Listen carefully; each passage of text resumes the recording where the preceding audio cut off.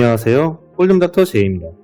이번 시간에는 같은 실수를 되풀이하는 히어로라는 주제로 핸드 리뷰를 해보겠습니다. 제 지인이 플레이한 핸드인데요. 2-5 블라인드 게임이고요. 히어로는 미들 포지션에서 퀸 잭 다이아 수드에서 받았습니다.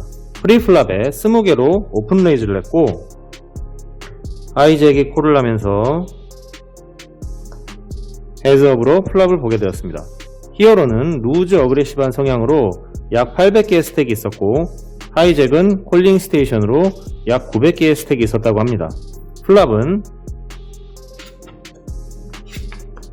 이렇게 오픈이 되었고요. 히어로가 30개를 컴뱃하자 하이잭은 콜했습니다. 팟은 약 110개가 되었고 턴에서는 스페이드 듀스가 나왔는데 두 플레이어 모두 체크했습니다. 리버에서는 스페이드 3이 나왔고 히어로가 90개로 배팅하자 하이잭은 잠깐 고민하더니 콜을 했다고 합니다. 히어로가 안 좋은 표정으로 자신의 핸드를 오픈하자 하이잭은 10-7 옵스딧을 오픈한 팟을 가져갔다고 합니다. 여기서 제 지인이 아무리 콜빨이 좋다지만 어떻게 저런 핸드로 콜을 할 수가 있지? 라며 자신의 플레이에 대해서 물어봤는데요. 이 핸드에 대해서 같이 보도록 하겠습니다. 먼저 플랍으로 가보겠습니다. 제가 이 핸드의 스토리를 듣고 상대가 어느 정도로 콜을 잘하냐고 물으니 웬만해선 잘 폴드하지 못하는 스타일이라고 했습니다. 이 말로 미루어 보아 히어로는 이미 상대가 콜빨이 좋은 콜링 스테이션이라는 것을 알고 있었다는 뜻입니다. 구체적으로 어느 정도 되냐고 또 한 번 물으니 이 핸드 이전에 4장의 다이아가 깔린 보드에서 블러핑을 시도했는데 다이아도 없는 핸드로 콜을 했다고 말을 했습니다. 이런 성향을 가진 플레이어를 상대할 때에는 힘으로 찍어 누르기보다는 제대로 된 핸드로 맥시마이징을 하는 것이 좋다고 일전에도 말씀드렸었습니다. 기존에 제가 원핸드 플러시 보드에서 어떻게 하는 것이 좋을까라는 영상을 올린 게 있는데요. 콜링 스테이션을 상대할 때의 방법에 대해서 나와 있으니 그 영상을 참고하시면 좋을 것 같습니다. 어쨌든 플랍이 이렇게 나왔고 히어로는 탑페어에 괜찮은 키커를 갖고 있기 때문에 컴뱃을 했습니다. 이건 뭐 당연한 것이고 하이잭은 완전히 미스한 것이 아니라 10이라도 맞췄기 때문에 전형적인 콜링 스테이션처럼 콜을 합니다. 턴에서 스페이드 한 장이 더 나오면서 히어로는 혹시나 플러시 드로우를 가진 하이잭이 플러시를 완성하지 않았을까 하는 생각에 체크를 했는데 하이잭도 체크백을 했죠. 턴에서 이렇게 플러시가 완성되는 한 장의 카드가 더 나오게 되면 이런 액션을 취하는 플레이어들이 은근히 많이 있는데요. 지금처럼 리버에 스페이드가 한 장 더 나오면서 원핸드 플러시가 완성되는 보드가 나와버리면 굉장히 골치 아픈 상황이 되어버립니다. 결국 히어로는 자신이 높은 스페이드가 있다고 주장하며 팟의 약 80%로 강한 배팅을 했는데요. 이런 액션이 나쁜 것은 아니지만 그 전에 하이잭과의 히스토리를 고려하지 않은 것이 큰 실수입니다.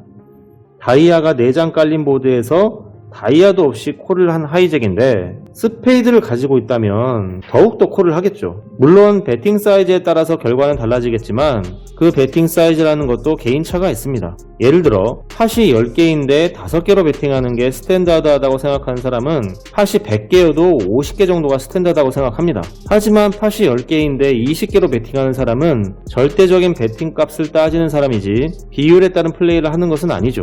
일반적으로 콜링 스테이션들은 굉장히 휴지한 배팅에는 부담스러워서 콜을 못한다 하더라도 자신이 생각하는 절대값의 범위 안에서는 몇 번이고 똑같은 액션을 반복합니다. 쉽게 말해서 100개의 팟에서 100개를 10번은 콜을 할 수 있어도 똑같은 상황에서 1000개의 팟일 때 1000개를 콜하는 것은 어렵다는 것입니다. 지금처럼 스페이드가 4장 깔린 상황에서 스페이드 7을 들고 100개의 팟에서 100개를 콜하는 것을 10번 할 수는 있어도 만약 팟이 1000개라면 1000개를 콜하지는 못한다는 뜻이죠.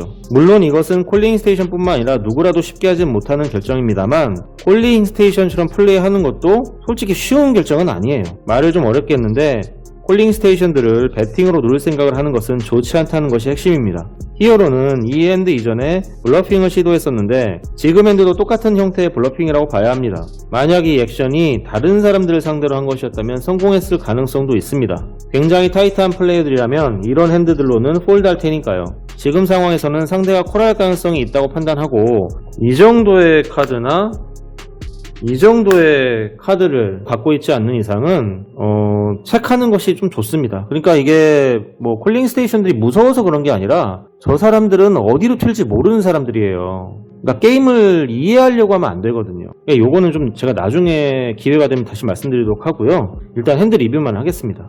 어쨌든 콜링 스테이션들은 콜을 잘하지 배팅을 주도하지는 않습니다. 제가 플레이하지 않고 그 상황을 잘 아는 것이 아니라서 뭐 확신은 할 수 없지만 여기서 만약 히어로가 체크했더라면 하이잭도 그냥 체크했을 거예요. 저는 그렇게 생각해요. 설령 하이잭이 배스를 했다 하더라도 상대의 손에 스페이드가 있다고 생각하고 폴드하는 것이 자신의 스택을 지키는 길입니다. 물론 뭐 너무 이렇게 배팅에 쫄아서 오버폴딩하는 경우도 많이 있는데 사실 불편한 건 사실이거든요. 이런 액션은 누구나 한다라고 말씀하실 분들이 계신데 그런 부분들을 못 지키는 분들이 게임에서 패배하는 것입니다. 상대를 의심하는 습관은 자신의 실력이 발전할 수 있는 좋은 동기부여가 되지만 아무 근거 없이 단순하게 혹은 자주 의심을 한다면 못 믿어온 마음에서 콜을 주고 패하는 자신의 모습을 발견할 것입니다. 때로는 실력과 무관하게 상대의 핸들을 인정해야 하고 자신이 좋은 핸들을 받았지만 상황이 점점 안 좋아짐으로써 인해 불편한 상황이 만들어진다면 그 또한 받아들여야 할 것입니다. 언제나 순탄한 상황만 벌어지진 않으니까요. 이번 핸드 리뷰는 여기에서 마치겠습니다. 시청해주신 여러분 감사합니다.